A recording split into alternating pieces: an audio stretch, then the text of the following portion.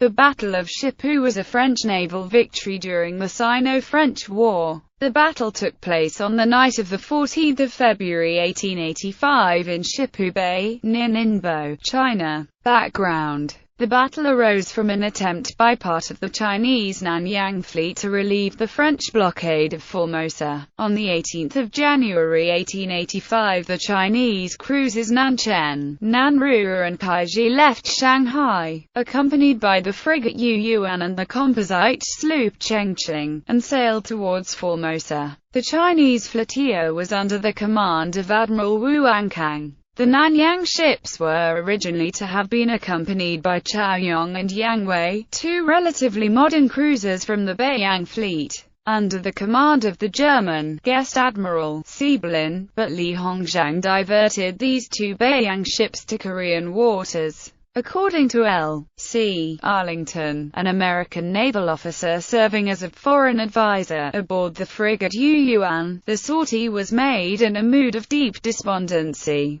The Chinese captains had no confidence in their ability to meet the French in combat and were determined to avoid battle if they possibly could. The Chinese flotilla sailed south slowly and hesitantly, never out of sight of land, and with frequent halts to exercise the ship's guns. Before the flotilla reached the Taiwan Strait, Admiral Wu had already despaired of completing his mission. He proposed instead merely to announce that the Chinese flotilla was on its way to Formosa, in the hope that this false rumor would force the French to raise the blockade of Formosa and concentrate their warships for defense. The Chinese flotilla turned around and headed back to Sanmen Bay, close to the Chinese port of Ningbo. The Chinese sortie was duly reported in the Hong Kong newspapers at the end of January 1885. Captain Bu of Triomphanthe, who had been stationed in Hong Kong to monitor the news from China, immediately cabled the news to Admiral Ame Acute de Acute Corbett at Keelung.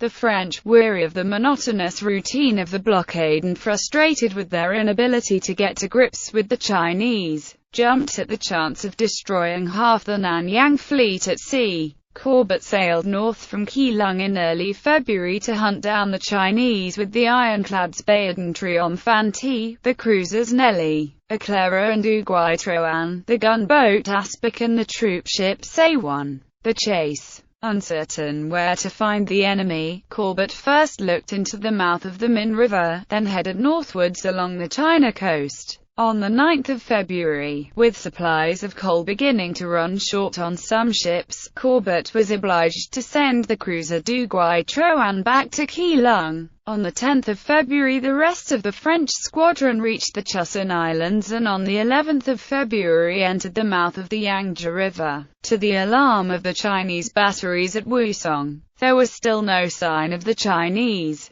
Eventually the French established communications with the shore and combed the Chinese newspapers for the latest news of the sortie. They discovered that the Far East Squadron had passed the Chinese cruisers on its voyage north, and that the enemy vessels were now lurking in Sanmen Bay. Corbett immediately headed southwards, and led the squadron at night through the hazardous passages of the Chusan Islands to close with the enemy as soon as possible. On 13 February, off Shipu Bay, to the south of the Chusan Islands, Eclair caught sight of the Chinese flotilla and signaled 5 steamships in view to the south. The French squadron immediately offered battle, and bore down on the Chinese. The Chinese flotilla initially advanced against the French in a V formation, led by Admiral Wu's flagship Kaiji, and for one brief, exhilarating moment, the French believed that the Chinese had accepted battle. They had no doubt that they would destroy the Chinese ships with ease.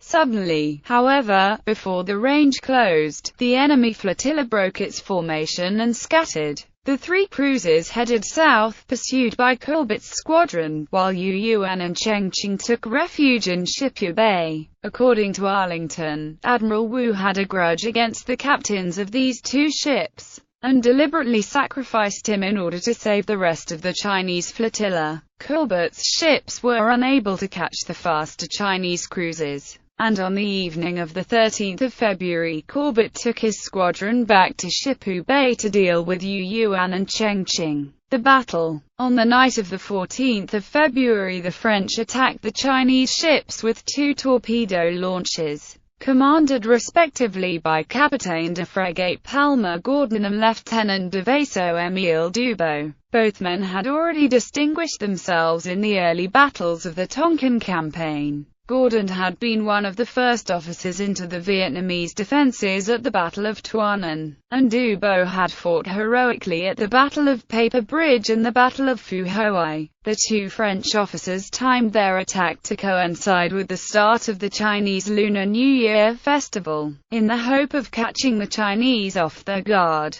The bay was also full of junks and sampans which had taken refuge there from the French, and Dubois and Gordon hoped that their small launchers, painted black for camouflage, could mingle with these vessels and approach their targets unseen. The 2 French launchers, under cover of darkness, managed to approach to within 100 meters of their targets without being seen, but the Chinese sentries on both ships were on the alert, and the French launchers were spotted some distance away from their objectives. Under heavy Chinese rifle fire, Dubois and Gordon made an extremely dangerous approach and successfully exploded their spar torpedoes against Yu Yuan's hull, crippling the Chinese frigate. Both launchers then made their escape from Shipu Bay and were recovered the following morning by Saiwan. One French sailor was killed by rifle fire during the attack. Arlington has left a valuable description of the battle from the Chinese viewpoint. He was aboard Yu Yuan when the frigate was attacked by the 2 French launchers,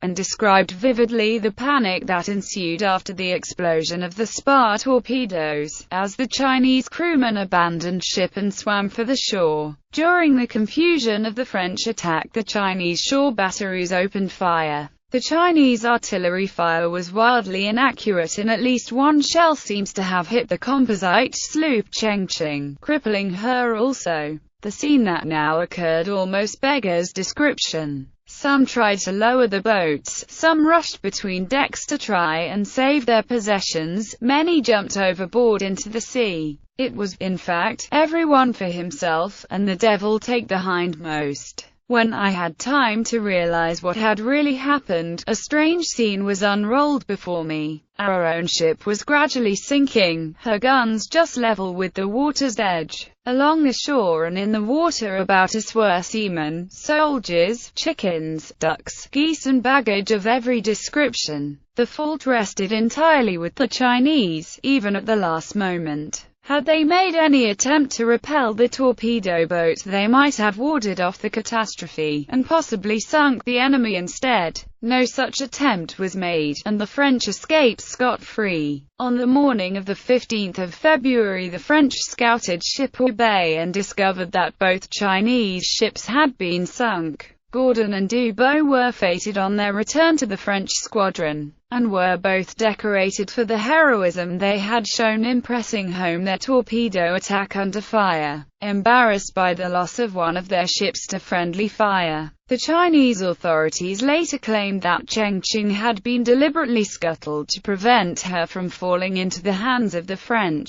However, both Arlington and Dubois recalled seeing a bright flash and hearing a loud explosion aboard Chengqing during the battle. Arlington assumed that the sloop had been struck by a French torpedo, but she seems rather to have fallen victim to a Chinese shell. Dubois and Gordon were insistent that they had only attacked Yu Yuan, not Chengqing. French warships in the Shipu expedition: Bayard, Triomphante, Duguay Troan, Eclaira,